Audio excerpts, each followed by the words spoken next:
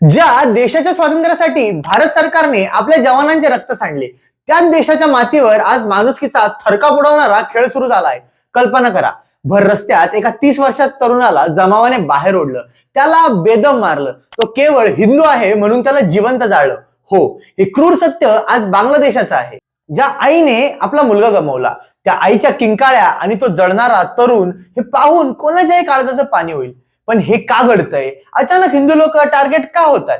जाणून घेऊया या मागचं भयानक वास्तव. नमस्कार मित्रांनो, स्वागत आहे तुमचं आपल्या लाडक्या मराठी जोश कट्टावर. इथे आपण बोलतो फक्त सत्यावर आणि प्रत्येक विषयाचा करतो सखोल पंचनामा, कारण इथे तुम्हाला मिळतो प्रत्येक बातमी मागचा खरा जोश आणि अचूक माहिती. या हिंसेचं कारण काय? मित्रांनो, 18 डिसेंबरला बांगलादेशमध्ये शरीफ उस्मान हादी या नावाच्या एका स्टुडंट लीडरचा मृत्यू झाला. या नेत्यावर अनेक अज्ञानांनी गोळ्या झाडल्या, पण तेथे अफवा पसरवण्यात आली की हल्लेखोर भारताचे होते.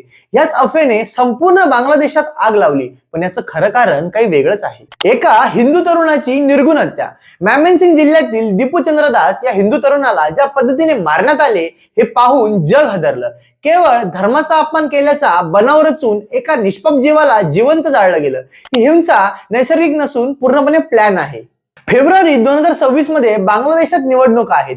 तेथे शेख हसीना यांचा पक्ष शर्यतीतून बाहेर आहे. आता खरी लढत ही बीएनपी आणि कट्टरपंथी म्हणजे जमाते इस्लाम यांच्यात आहे. पाकिस्तानला हवंय की तिथे कट्टरपंथी सत्तेत यावेत, जेणेकरून भारताची डोकेदुखी वाढवता येईल. म्हणूनच ISI तिथल्या तरुणांना भडकवत आहे आणि भारताविरुद्ध आणि हिंदू विरुद्ध हिंसा करत आहे.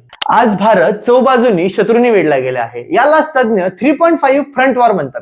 बांगलादेशात जर पाकिस्तान धार्जिणे सरकार आलं तर भारताला आपल्या सीमेवर सैन्य तैनात करावे लागेल. आता वेळ आली आहे की भारतानं बांगलादेशाच्या अंतर्गत विषयात थेट आणि कडक हस्तक्षेप करावा. मित्रांनो, दीपू चंद्र दास सारख्या निष्पाप तरुणाचा बळी अजून किती दिवस जाणार? आपल्या शेजारी राष्ट्रामध्ये लागलेली ही आग शांत करणं भारतासाठी आता अनिवार्य झालं आहे. तुम्हाला काय वाटतं? भारतानं बांगलादेशला धडा शिकवायला हवा का? तुमची मतं कमेंटमध्ये नक्की सांगा.